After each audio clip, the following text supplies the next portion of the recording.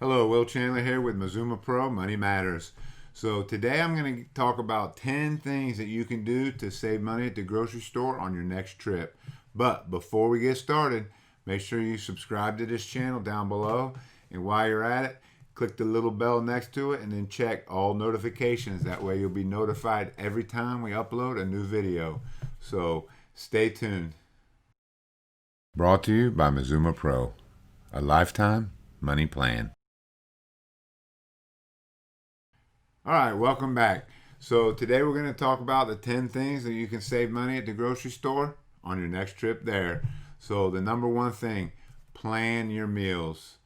Go through your refrigerator, your pantry, your freezer, make a list, make a plan of the meals that you want to have for the week. And then when you get done, go through and make a grocery list and only purchase what you need to purchase for that week. And don't forget to include on there coffee and snacks and stuff like that. That way you don't have to stop at the convenience store on the way to work. Now, make sure you stick to the budget and make sure you stick to your grocery list and do not buy binge items when you get to the register. And then when you go to the store, make sure you don't go on an empty stomach, because when you go on an empty stomach, everything looks good, and then all of a sudden you're no longer in your meal plan. So that's the first thing. Plan your meals, make a grocery list. Now, the second thing is set a budget. Set a budget for what you want to spend at the store and then stick to it. Take a calculator with you, and as you go through, add up the different items and then make sure you stick in your food budget. Now, if you have no idea how much the budget for food, if you use your budgeting app, use Mazuma Pro or whatever app you use, you can develop and find out and finally see how much that you actually spend on that normally during the week, and then you can actually set your budget. So figure out a budget and calculate it as you go through the store.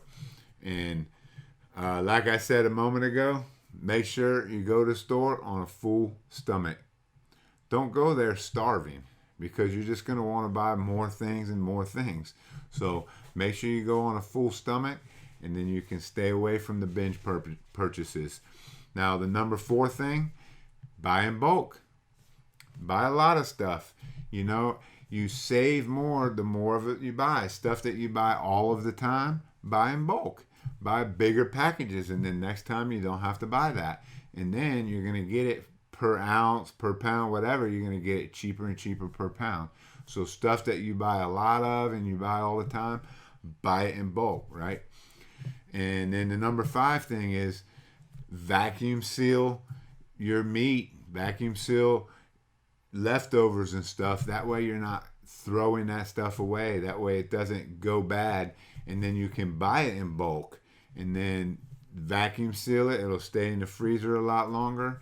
Whenever you have leftovers, make sure you vacuum seal those, and they'll stay a lot longer, and then you won't be throwing a lot of good food away because it sat in the refrigerator and went bad.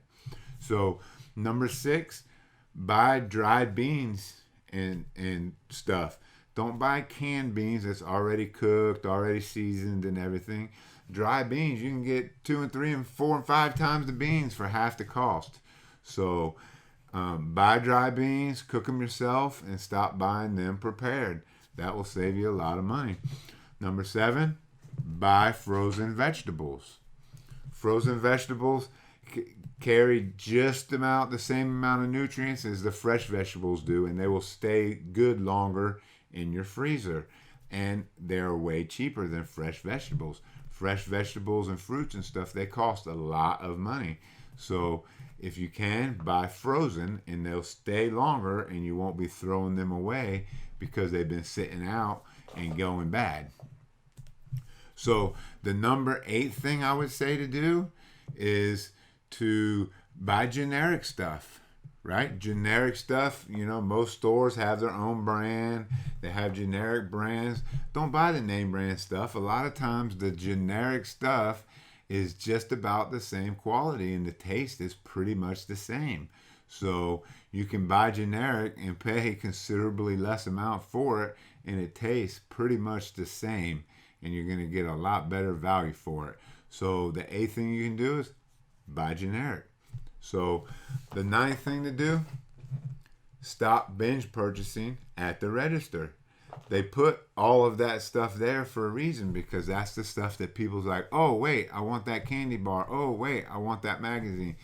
If you don't need it, and if you go to the store full and not hungry, you won't be urged to buy that stuff. So when you get up to the register, you've calculated your total already. Your goal is to spend less than your budget. Stop the binge purchasing at the register, and that saves you $2, $3, $4, $5 every trip you go to the store. So the 9th thing, stop binge purchasing. So the number 10th thing that you can do to save money is sign up for that store's saving program, savings card. A lot of stores have their own little card that you put it in and you get a couple extra dollars off. Maybe they give you coupons and stuff like that.